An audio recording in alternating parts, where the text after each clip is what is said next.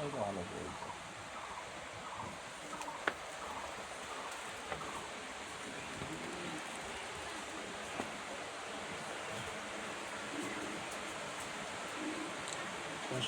সব চিয়ে দিয়ে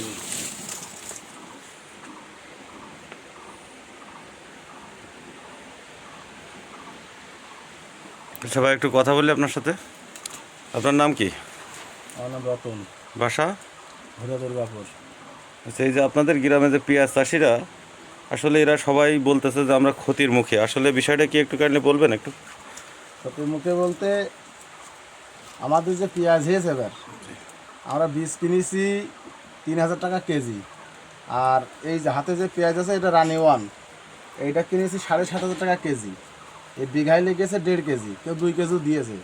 কিন্তু আমাদের যখন পেঁয়াজ যখন পরিমাণ মতো হয়ে গিয়েছে, তখন শুরু থেকে দাম ছিল 1500, 1600, 1700 টাকা বেচা কেনা হয়েছে। কিন্তু এখন যখন ভরপুর যখন পেঁয়াজ যখন মাঠের থেকে চলে এসেছে, তখন এখন পেঁয়াজ ব্যাপারীটা কেউ নিচ্ছে না, বলছে যে বাজারে পেঁয়াজ চলছে না। এখন শুইকে শুইকে রোদির থেকে এরকম ঘরে সব মাছা করে থুয়ে দেওয়া হচ্ছে। এখন এর মন 600 টাকা। তাতে অনেক ক্ষতিগ্রস্ত এই কৃষক। তা আমরা সরকারের কাছে বলবো যে মাননীয় প্রধানমন্ত্রী এই চাষিদের প্রতি যেন একটু নজর দেয়। এই হচ্ছে গিয়ে আমাদের চাষিদের আশা। আচ্ছা, এখন আসলে পেঁয়াজ বিক্রি করা মানে চাষিদের আশা ছিল কেমন আর কি?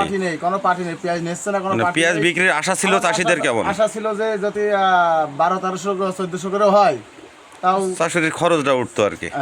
চাষির মুখে মানে হাসি যে থাকবে। খরচ করেছে তার অর্ধেক টাকা উঠতেছে না না আর কি। না না, আমাদের অনেক লস। যেভাবে কীটনাশকের দাম, সারের দাম, তাতে করে আমরা অনেক ক্ষতিগ্রস্ত, চাষিরা অনেক ক্ষতিগ্রস্ত। এই পেঁয়াজগুলো নিচ্ছে না।